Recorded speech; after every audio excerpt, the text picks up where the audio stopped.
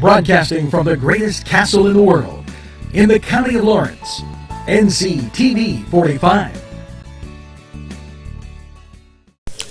Hello and welcome to another edition of Meet the Candidate, a public affairs presentation of NCTV45. And I'm with Jeff Scrim. Jeff, welcome. Jeff is a candidate for County Commissioner here in the County of Lawrence.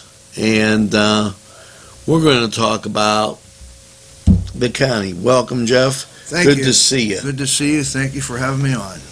And as we talk about the county, and a lot of people don't realize is that the county is the city and the city is the county. We have an outflux of people, and maybe due to a lot of blight or not being able to attract people to our county and businesses. Touch a little bit about the economics of the county. Well, the problem is we don't have the jobs for the young people to work. They move out, they get a job, and they want to be closer to where they're working at. And I had this problem years ago that I worked out of town before I became a city firefighter. It took me an hour to drive to work and an hour back. And if I was working 10, 12-hour days, my kids were small. I didn't get to see them till the weekend. And I says, a lot of young people, they want to raise their families now. So if they get a job in Pittsburgh, they want to move closer to Pittsburgh. So we have to attract the businesses to keep our young people in Lawrence County and in the Newcastle, Lawrence County area. And I always said, what's good for one part of the county is going to be good for the rest of the county. But we have to work as a unit. And we have to work together. If I've been traveling around this county campaigning, and I see a lot of areas where small businesses can come in. We have industrial places where we can bring in industrial stuff. We have this, where we used to have a hotel downtown, was changed into all offices. People don't realize that. Mr. Viziak did a tremendous job turning that into offices. So we have places for people to put their businesses, especially now when they're using computers. They're not going out. So we have the places to have it. The infrastructure's getting better. We can fix that up, and we can attract small businesses, which will keep our young people in Lawrence County. I'm glad you touched on that, and it's important to have those places where the businesses could somehow nest.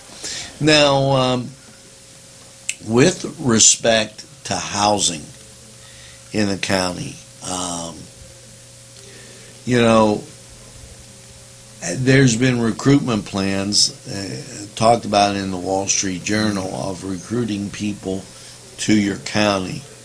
A lot of people say, oh, geez, we want a retirement community.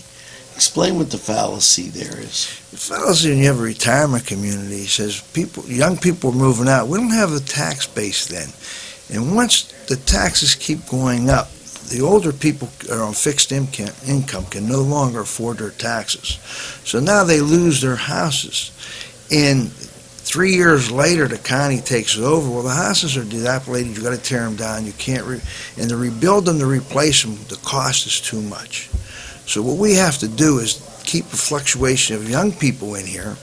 People, as a community grows, keep them in Lawrence County, in the city, in the townships, in the municipalities, and we have to do this working together. We need leadership out there that's going to bring all the communities together, all the municipalities together, because there may be a business that wants to come in, and they can't find themselves, we'll say, in the Shannick and find the location. Well, the people in economic development in the Shannick, don't let them leave the county. Maybe we can do it in Shenango. Maybe it can be done in the city. Maybe in New Wilmington. Maybe in Elwood or Elport. But let's communicate with each other and keep them businesses in this area. Because maybe one day there's something coming to Elwood City and it can't fit there, and it may fit in the Shannick. So if we work together as a community and we get leadership in the courthouse to coordinate this stuff, then we can keep this taxes lower. Because once you lose a house, the taxes, somebody has to pick up the slack to pay for that, and it's going to be your neighbors. And once the city taxes go down, then the whole county tax is going to go, because we're in this together on it, and you just can't let people lose their houses to taxes because they can't afford them no more. Now, what about utility neglect, where you have county streets and the trees are growing right up through the power lines or what have you? This is where there's another place where the county commissioners get involved with the local municipalities and get on the power company and say, hey, this is your responsibility. And if they're not hearing about it and no one's complaining about it, they're not going to do it, because it costs them manpower and money, and they're not going to send their people out there to do this if they're not being, pressured to do it or told them there is a problem. And I agree with you on this, that we should be, as elected officials, keeping our eyes out, working with everybody, and making sure people are accountable to get the job done. There you go.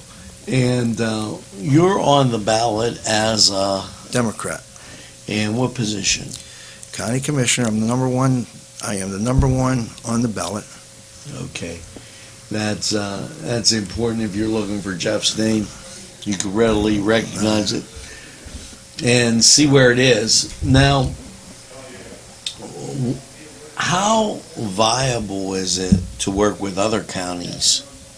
Oh, it's very or viable. Getting some grants? It's very viable. You can see communication not only amongst ourselves, but amongst the other counties that are in the same position we're in. When I was on the school board, Newcastle School Board in the late 80s, early 90s, I'd gone to national school board conventions and state things, and I learned from other school districts how they handled problems. And we taught them how we handled our problems, and we communicated with each other. And especially the neighboring counties, Butler, Mercer, Beaver County, we should be in communication with them, because we do have the same problems as them, and we can find out how they handle things. And that open conversation with them will get things done. And not only with the counties, but with the state. You have to have an open communication with the state within Harrisburg. Find out what grants are out there. Find out what businesses are trying to come into Pennsylvania so we can go out and get them. Now, as a candidate, you would prescribe to get on that mailing list or that? Oh, definitely. Definitely get there and keep communications open with our federal representatives too, because there's companies that want to come into America. Why not attract them to Western Pennsylvania and Lawrence County? What makes us different than anybody else? And if you have to go out there and you have to be aggressive. Now, we lost the casino twice. Now, grant you, our state officials couldn't go in and influence the gaming commission to appoint them. But once they awarded this to Lawrence County, that is when our state officials should have went in and worked for us. They should have contacted that company that won the bid to bring the casino in here and attracted them, brought them in here and showed them where it could be done. But our state officials sat back and didn't do anything, because now I know it's against the law that influence the gaming commission, but it's not against the law that influence the people that already won the bid to get it on it. There you go. Now, Jeff, I want to thank you for coming in and doing Meet the Candidate. Thank you. Thank you for having me. Number one on the ballot, he's running for county commissioner. Angelo Barada for Meet the Candidate. This is a public affairs announcement of NCTV45. We're available anytime on your time. So for NCTV45, Meet the Candidate, make sure you have a pleasant day.